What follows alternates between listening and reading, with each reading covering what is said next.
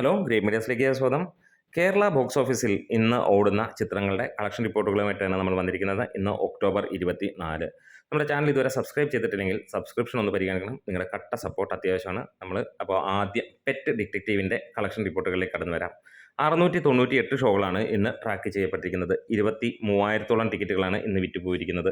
ഇന്നലത്തേക്കാൾ കൂടുതൽ ടിക്കറ്റുകളാണ് ഇന്ന് വിറ്റുപോയതായിട്ട് കാണാൻ കഴിയുന്നത്. ഇന്ന് ഇതുവരെ 38,90,000 രൂപയാണ് ട്രാക്കിങ്ങിലൂടെ വന്നിരിക്കുന്നത്. ഇന്നലെ 34,80,000 രൂപയാണെങ്കിൽ ഇന്ന് കളക്ഷൻ കൂടുന്ന കാഴ്ച നമുക്ക് കാണാൻ കഴിയുന്നു. അതായത് ഇന്നും സിനിമയ്ക്ക് 50 ലക്ഷം രൂപയ്ക്ക് മുകളിലാണ്. ട്രാക്കിങ്ങിലൂടെ മാത്രം 5,89,00,000 രൂപ നേടിയ ചിത്രം 7,70,00,000 രൂപയ്ക്ക് മുകളിൽ കേരള ബോക്സ് ഓഫീസിൽ നിന്ന് തന്നെ നേടിയിരിക്കുന്നു.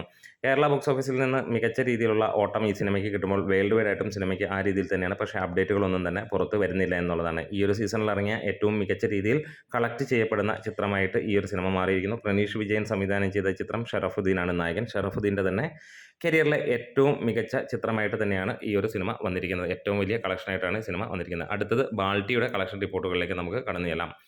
ബാൾട്ടി ഇന്ന് 29ാം ദിനമാണ്. അതായത് ഒരു മാസം പിന്നിടാൻ പോകുന്നു.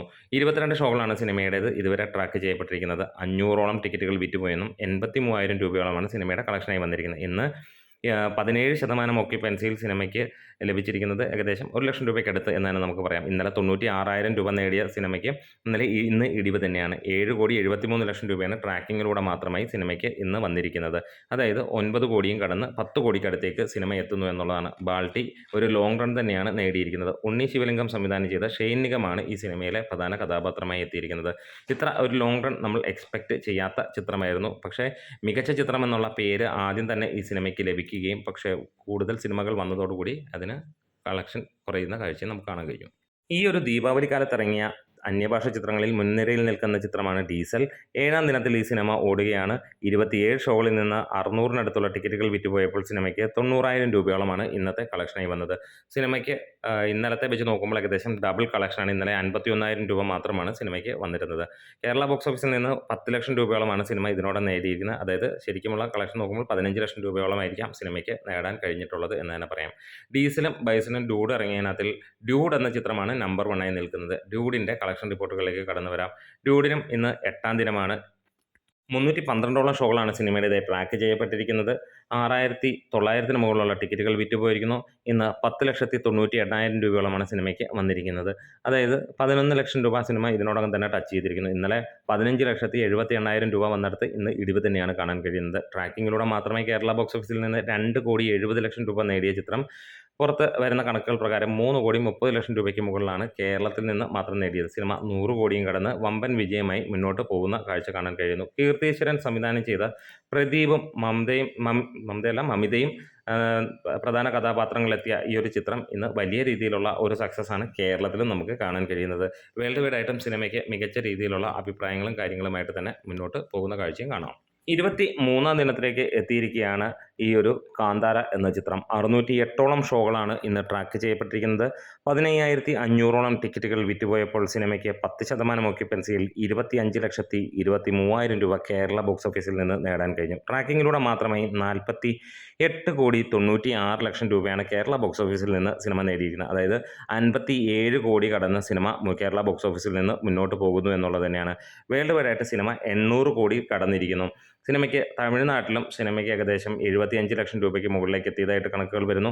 അങ്ങനെ എല്ലാ സ്ഥലങ്ങളിലും വമ്പൻ റെക്കോർഡ് തൂക്കുന്ന ഒരു ചിത്രമായി വരികയാണ്. ഋഷഭ് ഷെട്ടി സംവിധാനം ചെയ്ത ഋഷഭ് ഷെട്ടി തന്നെ നായകനായ ചിത്രം ഇന്ന് മലയാളികൾക്ക് മാത്രമല്ല ലോകമെമ്പാടുമുള്ള ജനതയ്ക്ക് വലിയ രീതിയിൽ ഇഷ്ടമുള്ള ഒരു ചിത്രമായി മാറിയിരിക്കുകയാണ്.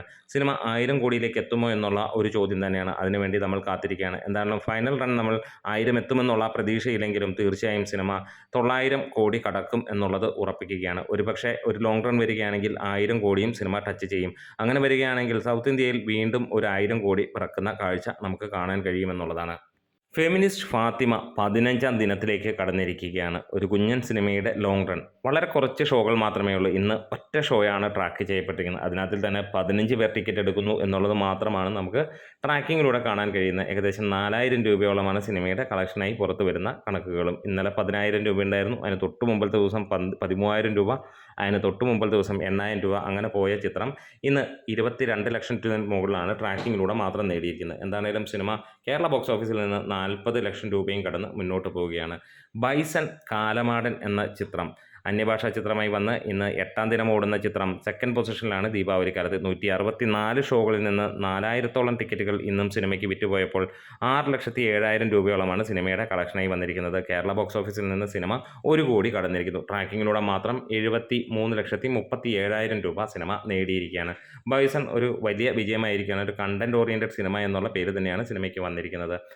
ലോക ചാപ്റ്റർ 1 ചന്ദ്ര 58ാം ദിനമാണ് ഈ ഒരു സിനിമയുടെ മലയാള സിനിമയുടെ പുത്തൻ കാലത്തെ ഏറ്റവും ലോങ് റൺ ഓടിയിരിക്കുന്ന ചിത്രം എന്ന് തന്നെ പറയാം. സിനിമയുടെ OTT അപ്ഡേറ്റുകൾ പുറത്തു വന്നിരിക്കുന്നു. 31ാം തീയതി അത് കൺഫേം ആക്കുകയും ചെയ്തിരിക്കുന്നു. ഇന്ന് സിനിമയ്ക്ക് 64 ഷോകളിൽ നിന്ന് 1600-നടുത്തുള്ള ടിക്കറ്റുകൾ വിറ്റുപോയപ്പോൾ നേടാൻ കഴിഞ്ഞത് 2,69,000 രൂപയോളമാണ്. അതായത് ഇന്നലത്തെ വെച്ച് നോക്കുമ്പോൾ കളക്ഷൻ കൂടുന്നു. വരുന്ന ശനി ഞായറിലും സിനിമയ്ക്ക് 3 ലക്ഷം 3.5 ലക്ഷം രൂപ റേഞ്ചിലേക്ക് വരുമെന്നുള്ളത് തന്നെ പ്രതീക്ഷിക്കുകയാണ്. ഇതുവരെ 111 കോടി 15 ലക്ഷം രൂപയാണ് ട്രാക്കിങ്ങിലൂടെ മാത്രമായി നേടിയിരിക്കുന്നത്.